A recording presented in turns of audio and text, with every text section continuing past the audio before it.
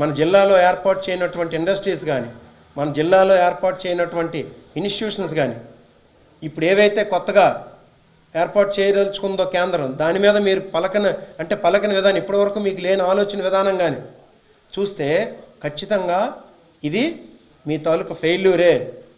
కేంద్ర మంత్రి అండి మీరు.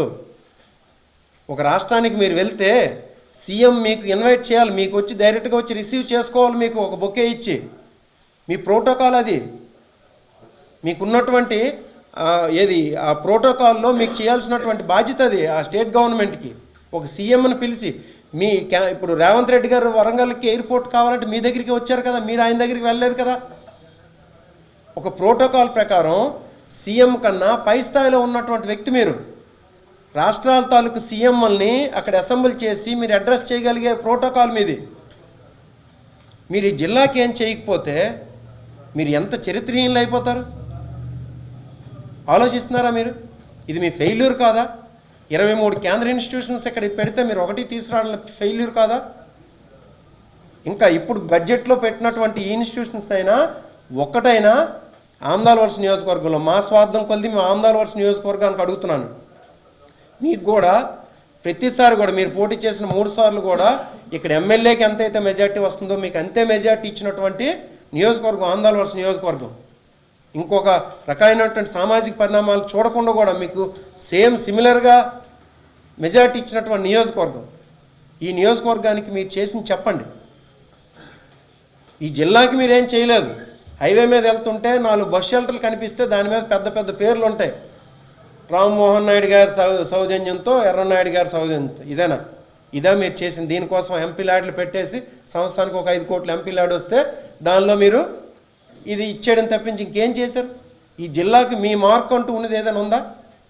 ఎల్లకాలం ఈ అవకాశం రాదు. మీకు ఇప్పుడు అవకాశం వచ్చింది. దాన్ని సద్వినియోగం చేసి ఈ జిల్లాకి మీరు ఏదైనా చేస్తారని చెప్పేసి, ఇందులో ఏదైనా ఒక ఇన్స్టిట్యూట్ని మీరు ఎస్టాబ్లిష్ చేయిస్తారని ఆశతో, మీకేదో ఈ లెటర్కి మీకు రెస్పాండ్ అయిపోమని కాదు, మీరు రెస్పాండ్ అవుతారని కూడా నేను అనుకోవట్లేదు. మీరు పెద్ద స్థాయిలో ఉన్నవాళ్ళు, నేను కాదనట్లేదు.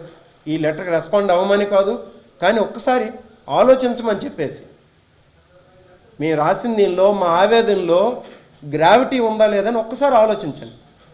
ఆలోచించి దాని మీద తగు చర్యలు తీసుకోండి. ఈ ఇన్స్టిట్యూట్ను ఒకటి ఏర్పాటు చేయండి. అలాగే వెంటనే ఏదైతే మనకు 2,50,000 ఎకరాలు మన ఆమ్దాల్ వలస నియోజకవర్గం, పాతపట్నం నియోజకవర్గం, నర్సనపేట నియోజకవర్గం, పలాస, టెక్కల వరకు రైతాంగానికి ఉపయోగపడినటువంటి లక్షలాది మంది రైతులు ఉపయోగపడినటువంటి వంశధార రిజర్వాయర్ కోసం కూడా కేంద్ర ప్రభుత్వంతో ఒప్పించి, లేకపోతే కేంద్రంలో ఉన్నటువంటి బీజేపీ ప్రభుత్వంతో ఒప్పించి ఒరిస్సాకి వెళ్ళి మాట్లాడే చిన్న చిన్న అడ్డిల్స్ అవి, వాటిని రిజాల్వ్ చేయండి. రిజాల్వ్ చేస్తే మీరు కూడా చరిత్రలో ఉంటారు, లేకపోతే చరిత్రహీనులు అవుతారని చెప్పేసి ఈ సందర్భంగా తెలియజేసుకుంటూ, మీకు మంచి ఆలోచన రావాలని చెప్పేసి ఇది మా విన్నపంగా మీరు భావించి, దీన్నేం మీరు నెగిటివ్గా తీసుకోవాల్సిన అవసరం లేదు. మా ఆవేదన ఇది. ఈ జిల్లాలో యువకులు కానీ, రైతులు కానీ, ప్రజానీకం కానీ, పేదవాళ్ళు కానీ వలసలు వెళ్ళిపోతున్నారు. చూస్తుంటే మీకు బాధ అనిపించట్లేదా? మీకు ఆ బాధ్యత లేదా?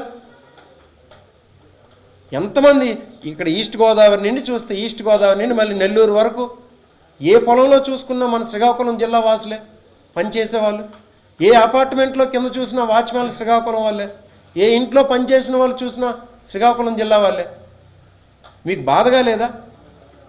ఇదంతా మా ఆవేదన. దీన్ని అర్థం చేసుకొని తగు చర్యలు తీసుకుంటారని చెప్పేసి నమస్కరిస్తూ తెలియజేసుకుంటాం. ధన్యవాదాలు.